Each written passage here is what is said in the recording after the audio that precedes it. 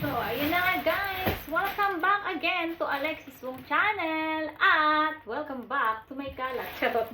For today's video guys, mag-unboxing ako. Meron ako ditong mga box na nabili ko by online. Ayan, sa Taobao. O di ba pre-domo? Ayan guys. Gusto ko siyang i-try. Bumili ako ng 5 pieces. Kasi nga, etong bahay namin is bago. So, bago, di ba?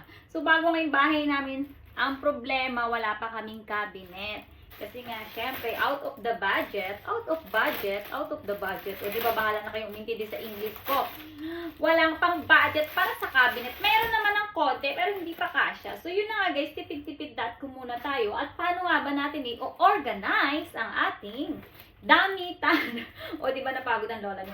Ayan, ito siya. O, di ba?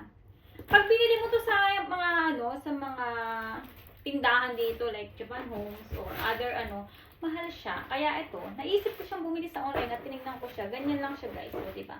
Direct to the point na yung vlog ko, no? So, yan. Ilalagay mo sa loob. Tama nga ba? Ang maganda dito, o, di ba? Buo na siya. At so far, feeling ko naman is matibay. Nakita niyo yung mga kalat sa likod ko. Ayan. Tutupiin ko siya at dito ko siya ilalagay. At, ang nakakatuwa pa dito, meron siyang takip. Di ba? Meron siyang cover na parang cabinet talaga. Parang pang matagalan din naman na pwede mo siyang gamitin kung talagang wala kang budget. Ay, pwede mo na siyang pagtiyagaan. At, o, diba? Tama ba? Kasya ba? Yun, guys! O, diba? May box ka na. Meron akong 5 pieces dito. So, nagkaroon ako ng isang cabinet. O, diba? Kabog-sabog. At, excited na nga akong ilagay ang aking mga kalat. So, yun lang. O, diba? Bongga siya.